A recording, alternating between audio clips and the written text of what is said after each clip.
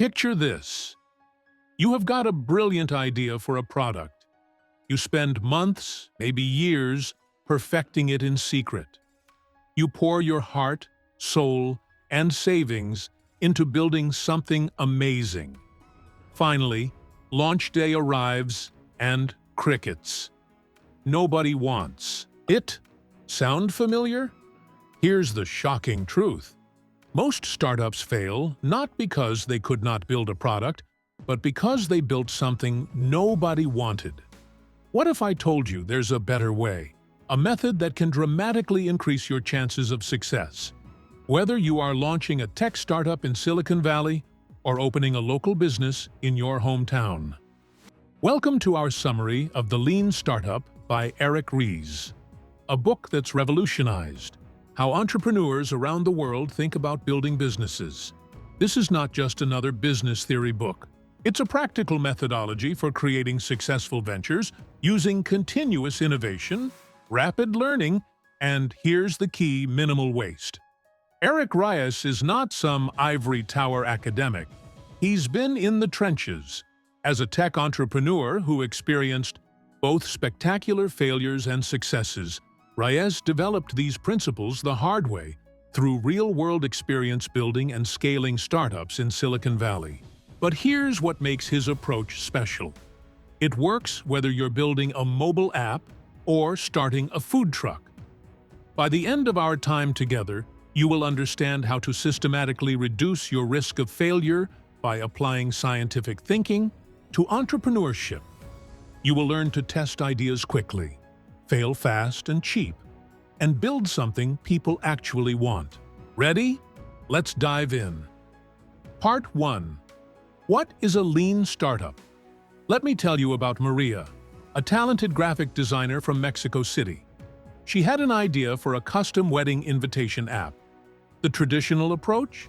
Spend 6 months building the perfect platform launch with a big marketing push and hope for the best. But Maria took a different path, the lean startup path. And it changed everything. Definition. So what exactly is a lean startup? Think of it as a learning machine. It's an organization dedicated to creating something new under extreme uncertainty. And the key word here is uncertainty. Whether you are in Lagos, London, or Los Angeles, if you are creating something new, you are dealing with uncertainty. The 5 key principles. Make them memorable. The lean startup rests on 5 simple but powerful principles. First, entrepreneurs are everywhere. You don't need to be in Silicon Valley or have an MBA. The street vendor in Bangkok, testing new food combinations? That's entrepreneurship. The teacher in Toronto creating educational tools? That's entrepreneurship too. Second, entrepreneurship is management. This might surprise you. Most people think entrepreneurship is about inspiration and luck. But Ries shows us it's actually a learnable discipline, like learning to cook or drive. Third, validated learning is your superpower. Instead of making assumptions, you prove things with real evidence. It's like being a detective for your own business idea. Fourth, the build, measure, learn feedback loop. This is your engine for success. Build something small. Measure how people respond. Learn from that data. Then repeat, fast. Fifth, innovation accounting. Forget vanity metrics like website visits. Focus on what actually matters for your business survival. Why this matters. Here's why this matters to you. Wherever you are in the world, traditional business planning assumes you can predict the future. But whether you are launching a startup in Los Angeles or a side hustle in Seoul, the future is uncertain. The lean startup gives you tools to navigate that uncertainty smartly. Remember Maria. Instead of building her full app, she created a simple landing page showing her design ideas and asked brides to sign up if they were interested. In 1 week, she learned more about her market than months of planning could have taught her. Part 2. Validated learning. Let's talk about James, a university student in Kenya who wanted to start a delivery service for textbooks. His friends told him it was a great idea. His family was supportive, but James had read The Lean Startup, so he knew something crucial. Opinions are not facts. Core concept. Here's the thing most entrepreneurs get wrong. They think startups exist to launch products. But according to Ries, startups actually exist to learn how to build a sustainable business. The product is just a tool for learning. This is called validated learning, and it's absolutely crucial to understand. Validated learning means demonstrating with real evidence, not opinions, not assumptions, but actual data that your team has discovered valuable truths about your business prospects. Think about it. Every business idea starts with assumptions. People will want this. They will pay this much for it. They will find us through social media. But assumptions are just fancy guesses. And guesses, even educated ones, are often wrong. In traditional business, you might spend months writing a business plan full of assumptions, then years trying to execute it, only to discover your core assumptions were wrong. It's like building a house on sand. The validated learning process. 3 simple steps. Validated learning flips this around. Instead of assuming, you test. Here's how. Step 1. Run experiments. Not theoretical exercises, but real tests with real people. James didn't survey his friends about whether they had used a textbook delivery service. He set up a simple system and actually tried to deliver textbooks. Step 2. Collect data. Not just any data that tells you whether your key assumptions are true or false. James tracked how many students actually placed orders, how much they were willing to pay, and whether they used the service repeatedly. Step 3. Make decisions based on results. This is where most people struggle. If the data says your assumption is wrong, you have to be willing to change course. James discovered that students wanted textbook delivery, but only during exam periods. This insight completely changed his business model. Let me share one of my favorite examples, Dropbox. Before Drew Houston built the full Dropbox platform, he had a simple assumption. People want to sync files across devices. But building a complete file syncing system would take months and thousands of dollars. Instead, he created a simple 3-minute demo video showing how Dropbox would work. He posted it online and measured interest. The response was overwhelming. Sign-ups jumped from 5,000 to 75,000 overnight.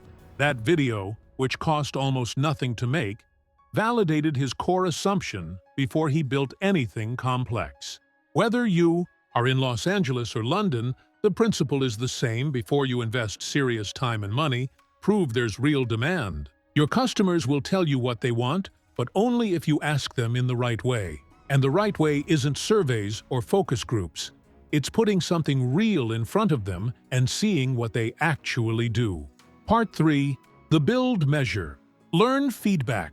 Meet Ahmed, a young entrepreneur in Cairo who wanted to create an app helping people find the best street food in the city. He spent 3 months coding a sophisticated app with user reviews, GPS mapping, and social sharing features. When he launched, only his cousin downloaded it. Now meet Sarah, a food blogger in Vancouver with the same idea. But Sarah approached it differently. She started with a simple Instagram account posting street food locations with photos. Within 2 weeks, she had 500 followers asking for more. That's the power of the Build, Measure, Learn loop, the heart of lean startup. Imagine a circle with 3 points. Build, measure, learn. This isn't just a process. It's the beating heart of every successful startup. Let me break it down. Build, create. The simplest thing that can test your assumption. Not the perfect thing. Not the complete thing. The simplest thing. Measure. Collect data about how people actually behave with your creation. Not what they say they will do. What they actually do. Want, learn, use that data to decide what to do next. Keep going, change direction, or try something completely different. Build phase. The build phase is where most entrepreneurs go wrong. They think they need to build something amazing, but amazing takes time, and time is your most precious resource. When you are starting out, Sarah didn't build an app. She started posting on Instagram. Ahmed could have done the same, maybe just a simple website listing his top 10 street food spots, or even just a WhatsApp group sharing daily recommendations. Goal is not to impress people with your technical skills. It's to test whether your core idea has merit. Think of it like a scientist creating the simplest possible experiment to test a hypothesis. Measure phase. Real data, not vanity metrics. The measure phase is about collecting meaningful data, and here's where many entrepreneurs fool themselves. With vanity metrics, numbers that look good, but don't actually tell you if your business will succeed. Vanity metrics for Sarah might be Instagram followers or likes. But the real question is, are people actually seeking out street food based on her recommendations? Are they sharing their own discoveries? Are local vendors seeing increased business? Learn phase, the hardest part. The learn phase is often the most difficult because it requires intellectual honesty. The data might tell you something you don't want to hear. Maybe people like your content, but will not pay for it. Maybe they want something different than what you are offering. Sarah learned that her followers were not just interested in finding street food, they wanted to connect with other food lovers. This insight led her to organize monthly street food tours, which became her main revenue source. The speed factor, why fast matters. Here's the crucial part. The faster you can go through this loop, the faster you learn and the more likely you are to succeed. It's not about building fast, it's about learning fast. Ahmed took 3 months to learn his app idea was not working. Sarah learned what her audience wanted in 2 weeks. Who do you think is more likely to build a successful business? Real-world application, make it universal.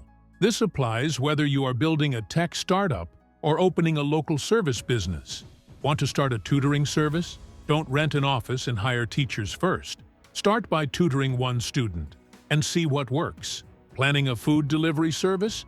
Don't build an app. Try delivering food for a week using WhatsApp and a bicycle. The build, measure, learn loop works at any scale, in any industry, anywhere in the world. The key is to embrace the cycle and move through it as quickly as possible. Minimum viable product introduction, which brings us to one of the most important concepts in the lean startup methodology. The minimum viable product, or MVP, this is your vehicle for moving through the build, measure, learn loop efficiently. And it's what we will explore next. Part 4. Minimum viable product. Let me tell you about 2 entrepreneurs with similar ideas.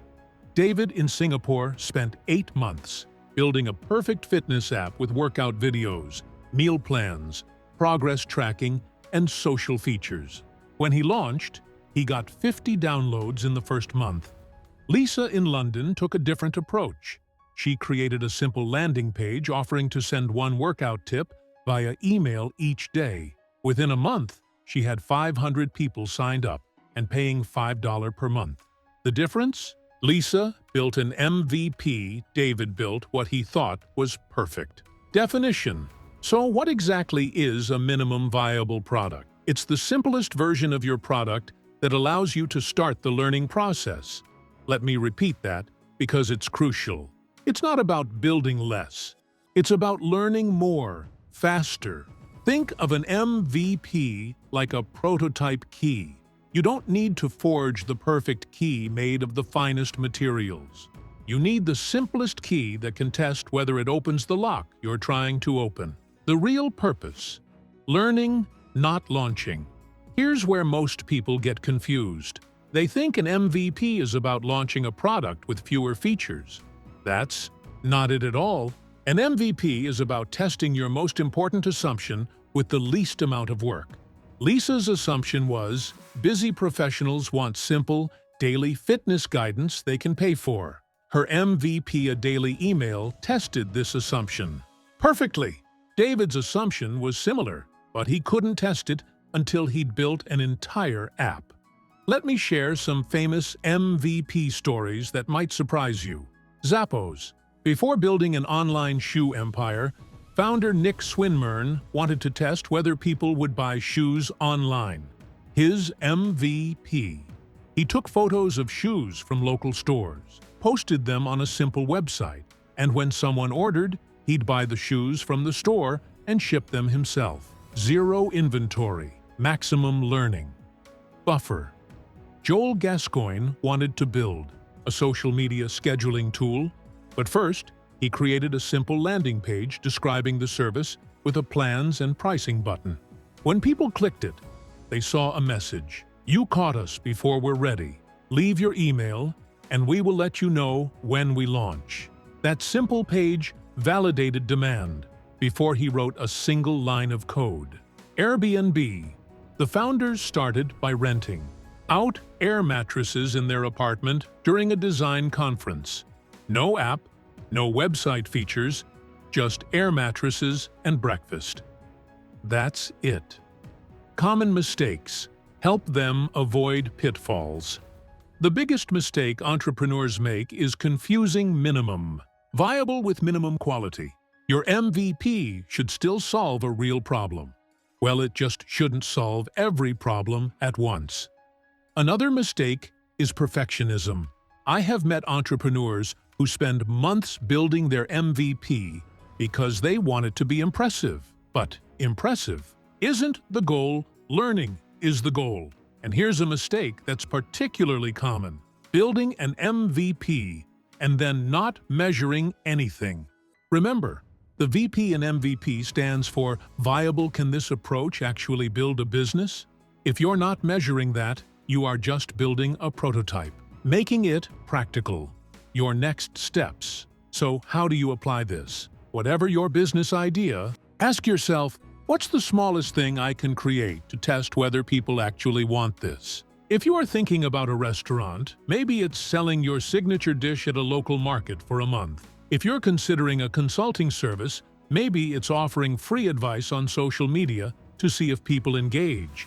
If you want to build an app, maybe it's a simple survey or landing page first. This approach works everywhere. But remember that an MVP in Tokyo might look different from an MVP in Sao Paulo. In some cultures, people expect more formal business presentations. In others, informal testing is welcomed. The key is to find the simplest way to test your assumption within your cultural context. Once you have built your MVP, the real work begins. Measuring what matters. Because without proper measurement, even the best MVP is just an expensive experiment. And that's exactly what we'll explore next. How to measure progress when everything is uncertain. Part 5. Innovation Accounting. Charlie from Berlin was thrilled. His startup's website had 10,000 visitors last month. His social media posts were getting hundreds of likes. The local newspaper even wrote about his company. 6 months later, Charlie's startup was dead. Despite all those impressive numbers, he had only 3 paying customers. Charlie fell into the vanity metrics trap, and it's easier to fall into than you might think. The problem with traditional metrics. Here's the thing.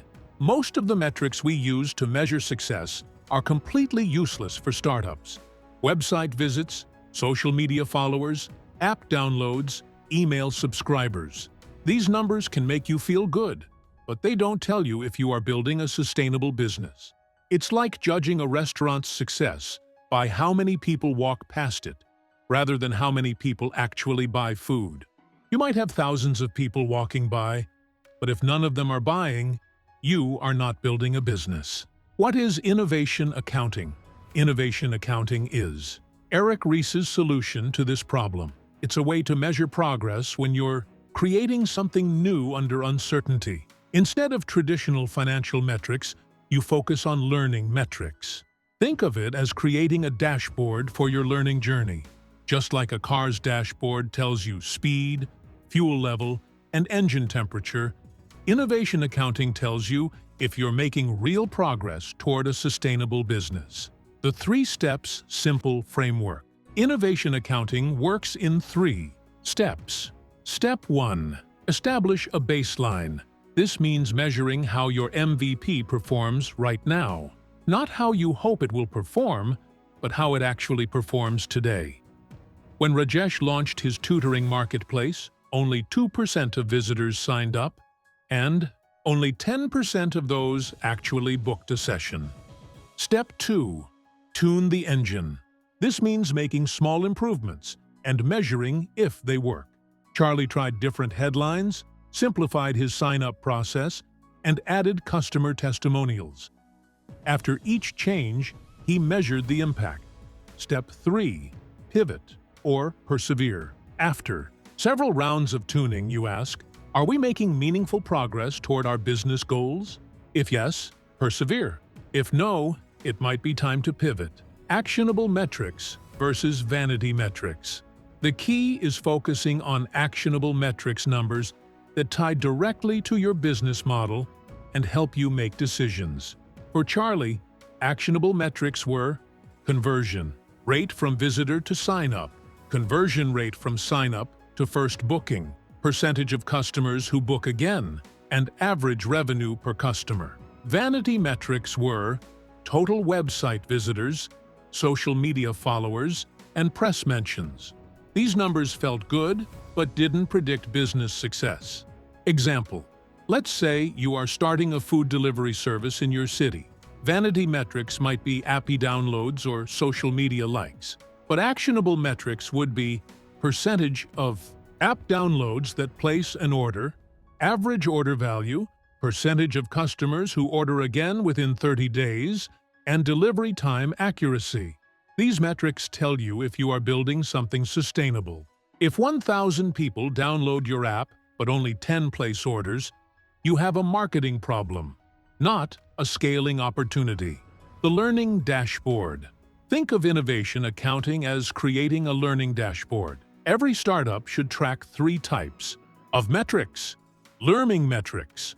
Are we validating our assumptions? Are customers behaving as we expected? Growth metrics. Are we acquiring customers in a sustainable way? Are they coming back? Financial metrics. When we do make money, are the unit economics positive? Your action step.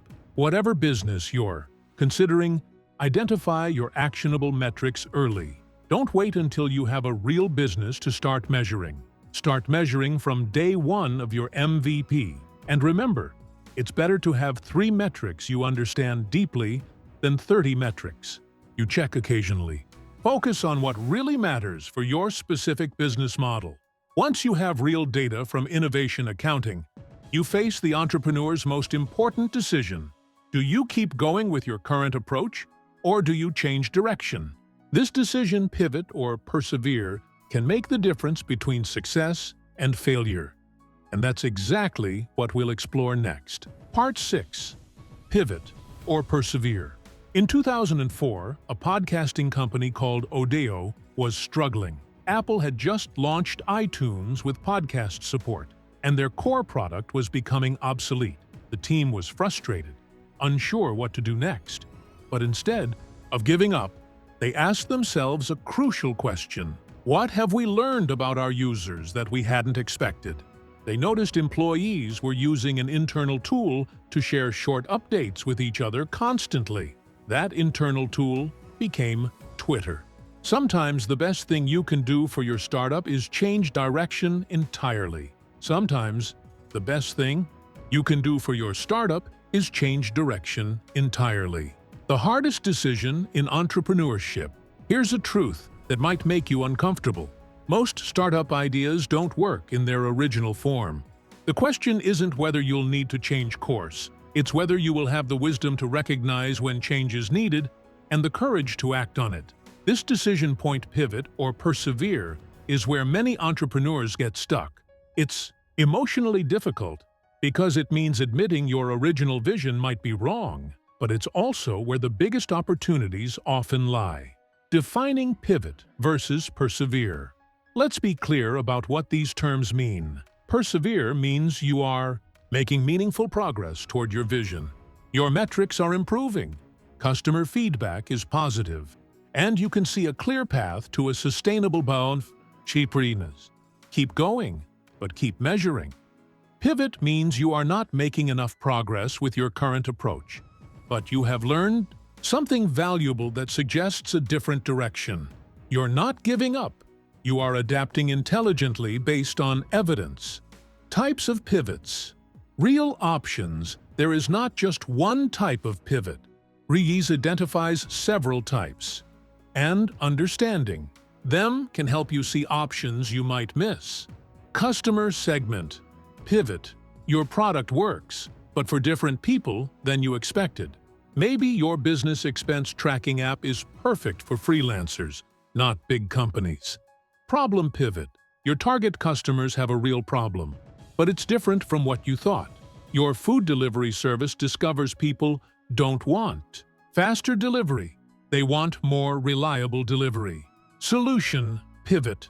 The problem is real, but your solution is not right.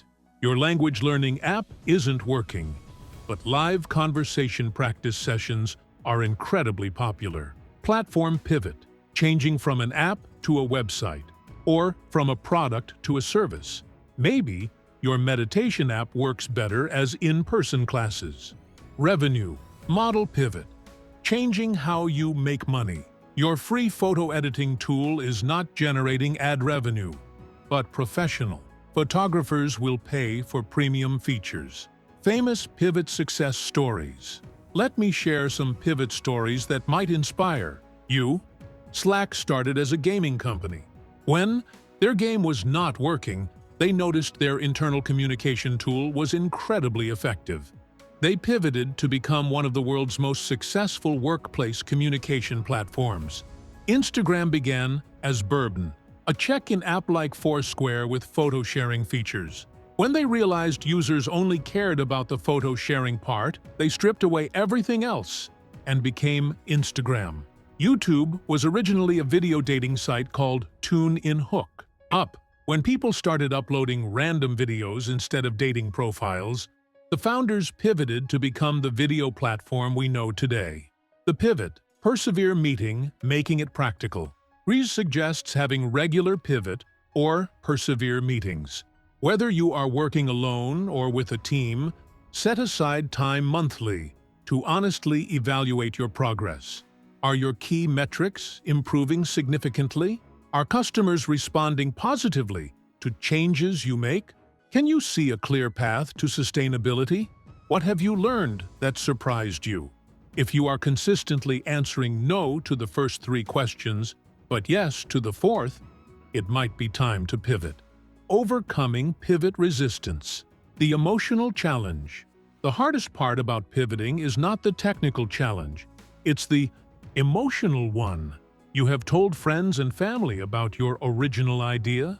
Maybe you have even gotten some press coverage. Pivoting can feel like admitting failure. But here's the truth. Pivoting is not failure. It's learning. Every pivot is proof that you are paying attention to reality instead of sticking to assumptions. That's not weakness. It's wisdom. Cultural considerations. Global perspective. Different cultures have different attitudes toward changing direction. In some cultures, persistence is highly valued, and pivoting might be seen as giving up. In others, adaptability is prized above consistency. Whatever your cultural context, remember, the market doesn't care about your cultural preferences. If your business model isn't working, no amount of cultural persistence will make it successful. Successful entrepreneurs adapt to reality, regardless of cultural expectations. Making the decision your framework. Here's a simple framework for your pivot or persevere decisions.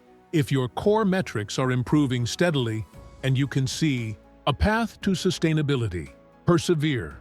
If your core metrics are flat or declining, despite multiple attempts to improve them, consider pivoting.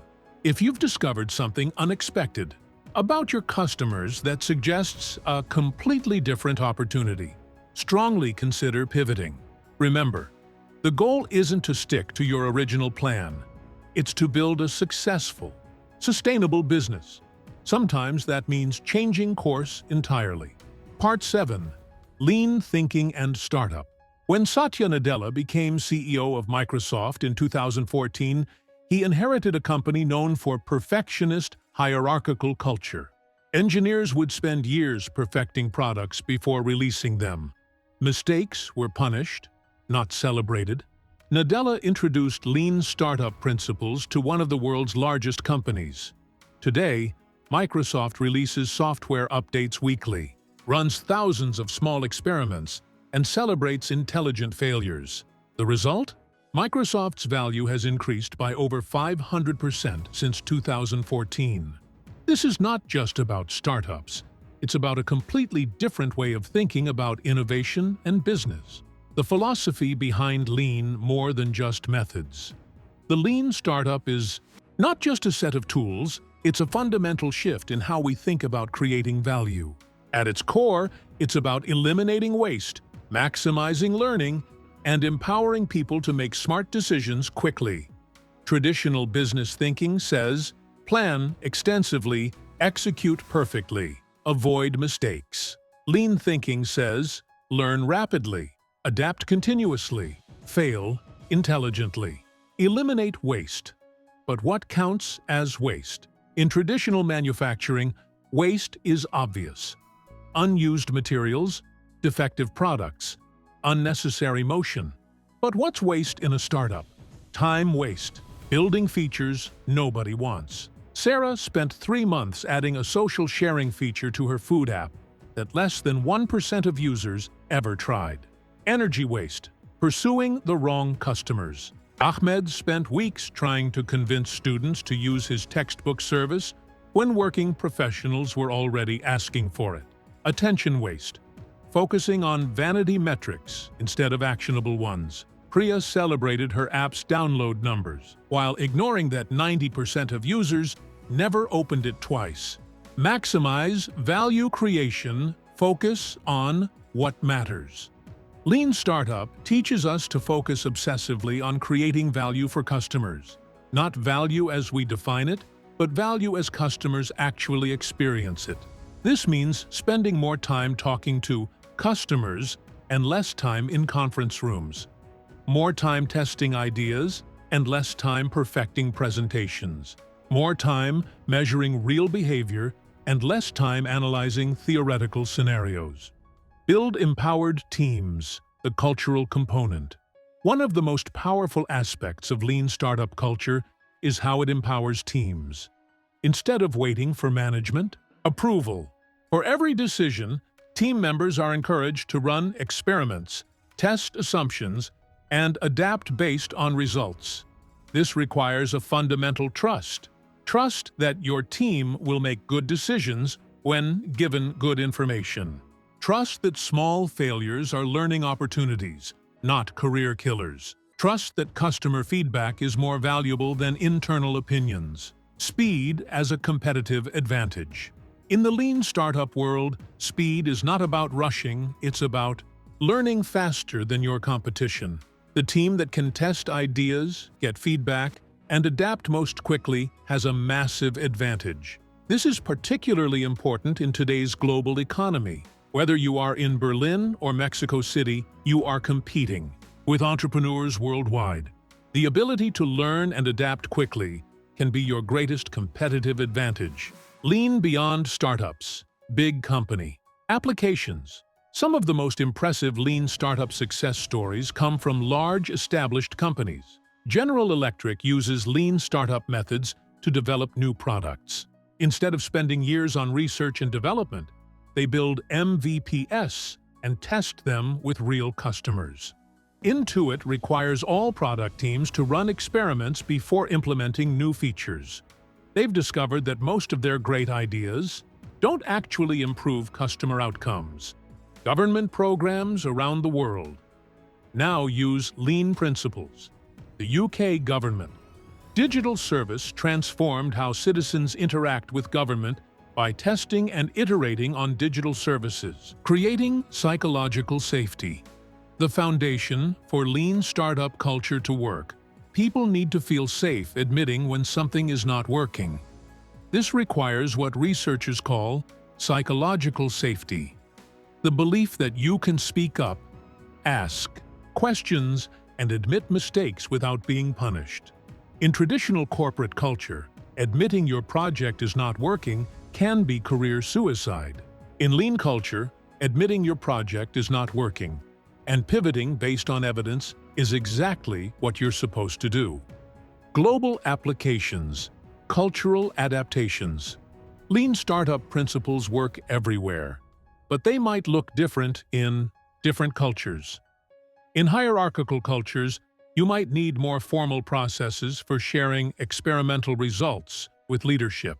In cultures that value consensus, you might spend more time building agreement around what experiments to run. In cultures with less tolerance for failure, you might frame experiments as learning initiatives rather than tests that might fail. The principles remain the same, but the implementation adapts to local context. Personal application, your mindset shift. Whether you are running a startup or working within an established organization, you can adopt lean thinking. Before building something new, ask, what's the smallest way I can test if this is a good idea? When something is not working, ask, what can I learn from this? Instead of, how can I make this work? When making decisions, ask, what evidence do I have? Instead of, what do I think will happen? This mindset shift from assuming to testing, from perfecting to learning, can transform not just your business results, but your entire approach to problem solving. Part 8. Sustainable growth. Meet Carlos, who started a food delivery app in Mexico City.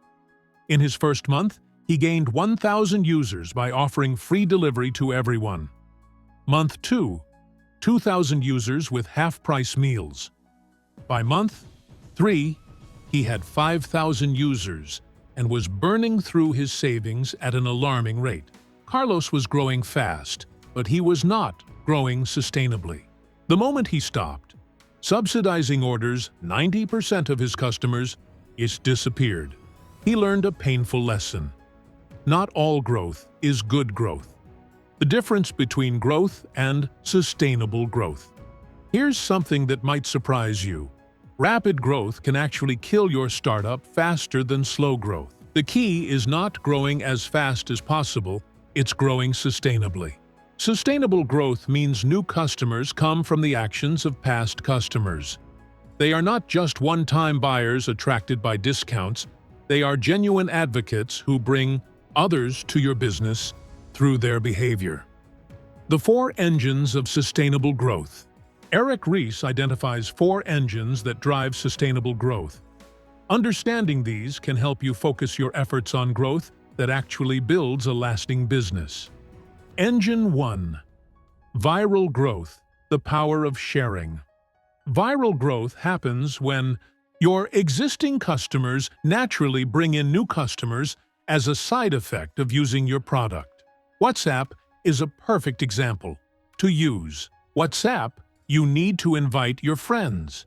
Every message you send potentially introduces someone new to the platform. The product spreads because people use it, not because they are paid to promote it. For your business, ask, does using our product naturally expose it to new potential customers? If you're building a collaborative tool, each project shared brings new people into contact with your product.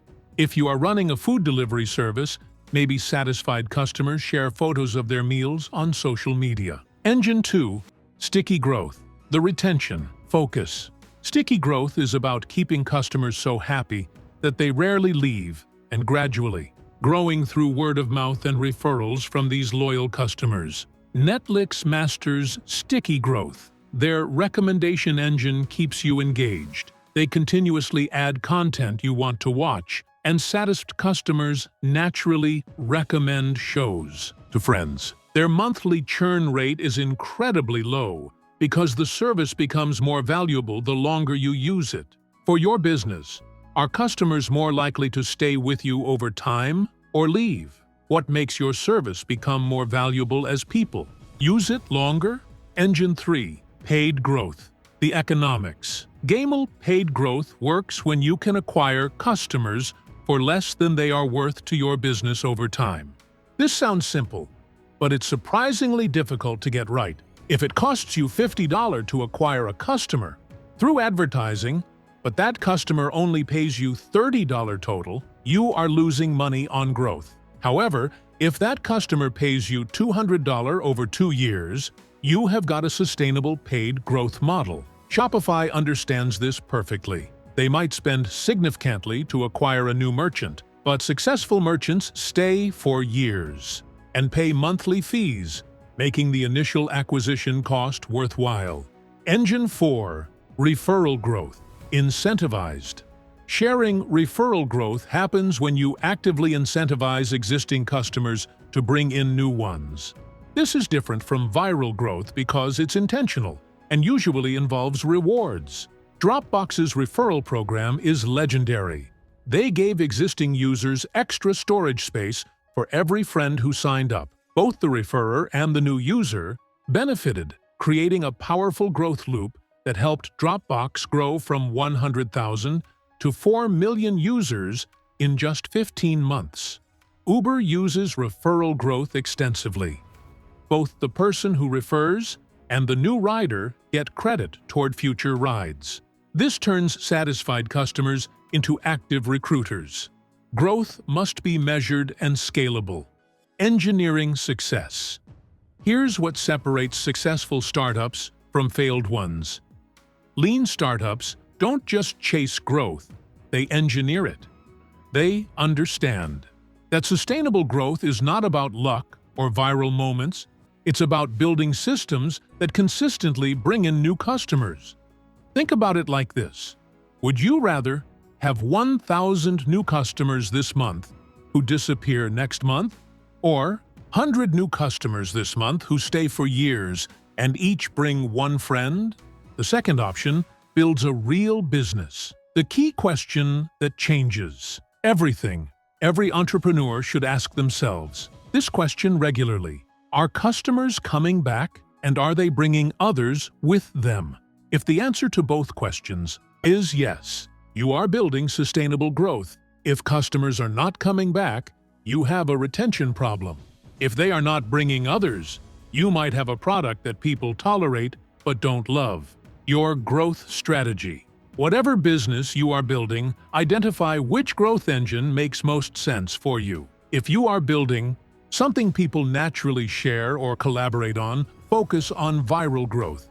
If you are creating something that becomes more valuable over time, focus on sticky growth. If you have clear customer acquisition costs and lifetime values paid, growth might work. If your customers love your service enough to recommend it, build a referral system.